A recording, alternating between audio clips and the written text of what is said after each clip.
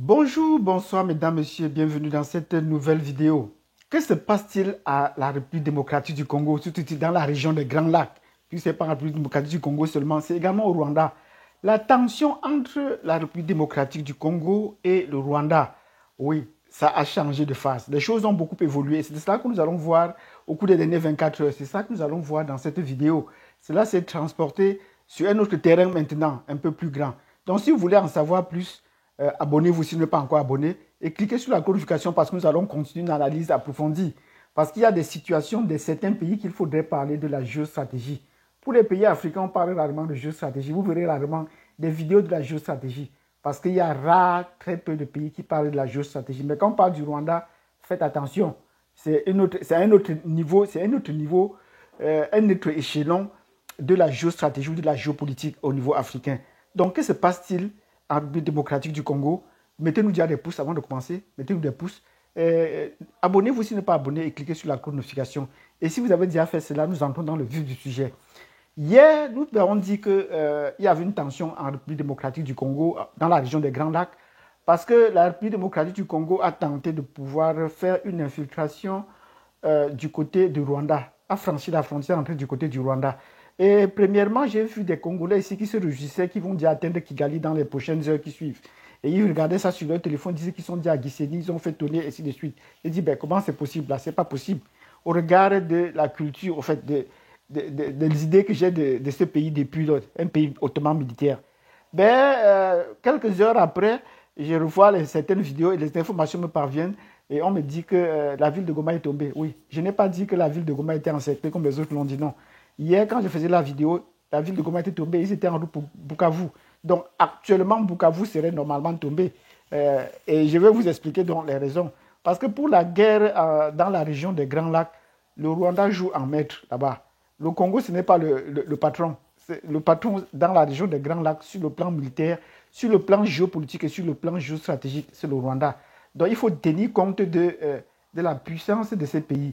Et la puissance de ces pays repose d'abord sur un homme, sur Paul Kagame. Donc nous allons parler de cela aujourd'hui. J'ai plusieurs fois désigné Kagame comme l'homme politique de l'année de cette plateforme et des gens ont tiré sur moi. Je veux faire un bref rappel. Ce n'est pas pour l'encourager à continuer à massacrer certains Africains, mais il faut aussi le comprendre parce que là, je faisais une analyse diachronique, c'est-à-dire où une dualité spatiale en me plaçant du côté de la RDC ou en me plaçant également du côté du Rwanda pour essayer de comprendre ce genre de conflit ou pour essayer de faire la part belle à chacun.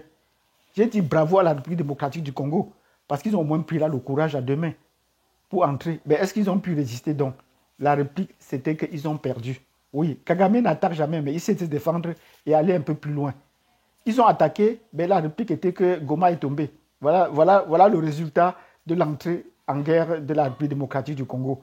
Donc on sent que le Congo n'était pas assez préparé pour entrer en guerre. Et les soldats qui se sont rendus, on a fait prisonnier beaucoup de soldats et même des mercenaires.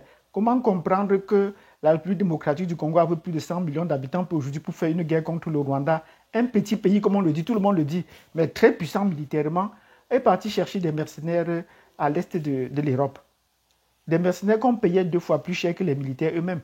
Donc vous comprenez donc que les militaires, s'ils sont au courant des salaires, si on les paye 400 $ et qu'on paye les mercenaires au moins 3000 $, c'est tout à fait normal qu'ils abandonnent le conflit. C'est la même chose qui s'est passé en Syrie. Donc il est plus facile de corrompre. Et de ce point de vue, le Rwanda est bien outillé pour cela.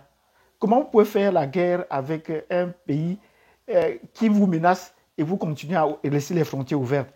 Nous l'avons dit ici, en tant que géostratège, il faut fermer la frontière pour nous prouver que vous êtes capables, les Congolais sont capables de faire la guerre avec les Rwandais, fermer la frontière. Et on sent que là, ils sont impuissants de pouvoir fermer la petite portion. C'est l'une des plus petites frontières que le Congo a. Mais ils sont incapables de contrôler cette petite frontière-là. Comment ils peuvent prétendre faire la guerre avec le Rwanda? Ils ne peuvent pas faire la guerre avec les Rwandais. Techniquement, tactiquement et géostratégiquement, le Congo ne peut pas faire la guerre avec le Rwanda. On a beau crier que le Rwanda c'est un petit pays, on peut l'envahir, machin, truc. On constate que ça ne peut pas, ce n'est pas possible. Et Kagame l'a dit une fois, il est prêt à aller chercher Tshisekedi à Kinshasa, où il a la volonté et les moyens de le faire. Comme nous l'avons dit donc, ça c'était le résultat des événements qui sont déroulés au cours des 24 heures. Mais la situation a beaucoup évolué. Comment? parce que l'Afrique du Sud est entrée en scène. Oui, l'Afrique du Sud est entrée en scène. Nous leur disons bravo pour être entrés en scène. Ben, ils entrent en scène parce qu'ils ont été touchés. Le chef d'état-major ou le chef d'état-major de l'armée sud-africaine s'est réveillé et a fait des déclarations parce qu'elle était en visite dans l'est de la République démocratique du Congo et a visité les troupes là-bas.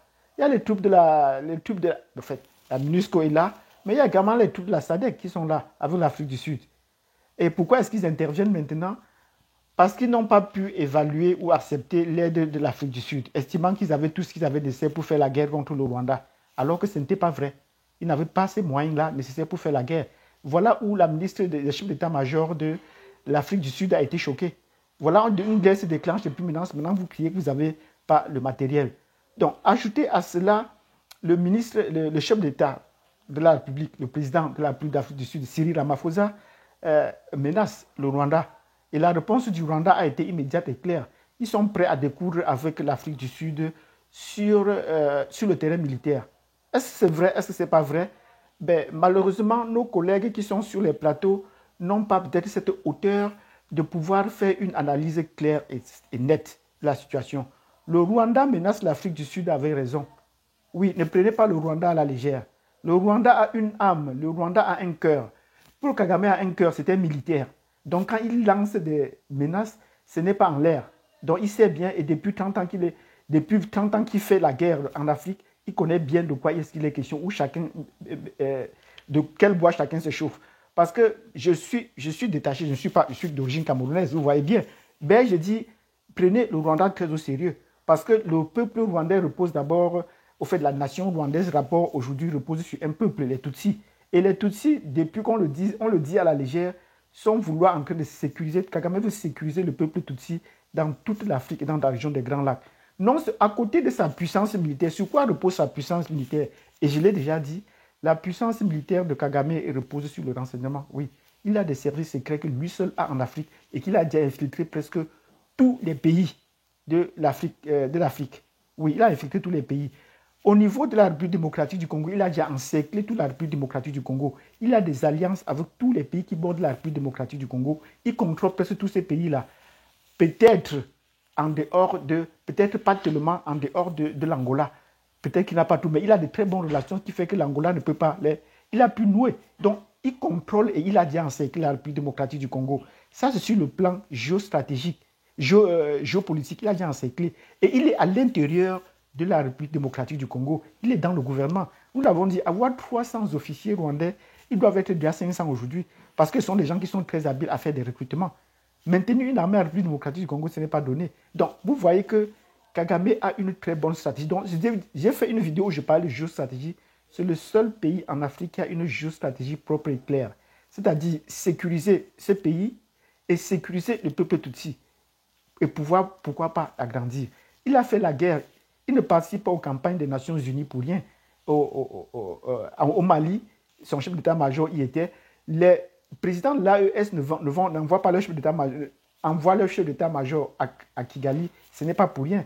C'est parce qu'ils ont des leçons à apprendre de ce côté. Il est en RCA, en République centrafricaine. Il a envoyé des troupes également à Mozambique. Et ces troupes-là ont fait beaucoup de succès. Il a infiltré presque tous les services secrets en Afrique en général et en Afrique subsaharienne en particulier. Il a envoyé des mercenaires intervenir en Afrique de l'Ouest. Dans beaucoup de situations, Kagame a intervenu et a dit, nous ne lui disons pas bravo, mais nous voulons juste partager des renseignements pour que les gens comprennent que si menace l'Afrique du Sud, aujourd'hui, ça avait raison. Qu'est-ce qui se passe avec l'Afrique du Sud? L'Afrique du Sud, c'est les Blancs qui sont au pouvoir. Même s'il y a un président noir, mais la situation politique est encore sous le contrôle des Blancs. Même s'il y a un semblant de liberté, ils contrôlent encore la monnaie, l'économie, les finances et ils contrôlent également l'armée. On vous a dit, j'ai vu certains des collègues dire sur certaines chaînes YouTube ici qu'ils ont fabriqué des drones, ils ont fabriqué des missiles, ainsi de suite. Ben, tout cela avait été démantelé. Ils avaient l'arme nucléaire qui a été démantelée. Renseignons-nous au moins pour savoir. La France avait conçu l'arme nucléaire et ça a été démantelé par la France. Ça faisait partie des accords de libération de Mandela. Donc, il faut qu'on se comprenne. Donc, dans un passé plus proche, beaucoup de réfugiés, beaucoup des opposants du régime de Kigali se sont réfugiés en Afrique du Sud pensant que c'est une grande puissance qui pouvait trouver la paix là-bas. Mais Kagame a trouvé le moyen d'aller les assassiner là-bas en République sud-africaine. Oui, Kagame les a assassinés en République sud-africaine. Malgré les menaces, ils ne pouvaient pas y croire qu'ils étaient en sécurité, ils n'ont pas pu.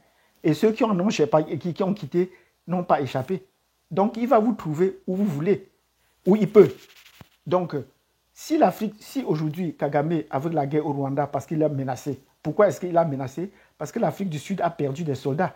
Est-ce que vous aviez vraiment des soldats? Vous avez déjà compris dans les différentes campagnes que Kagame mène à l'étranger qu'on a battu des soldats rwandais? Il faut dire que les gens se posent la question pour bien comprendre.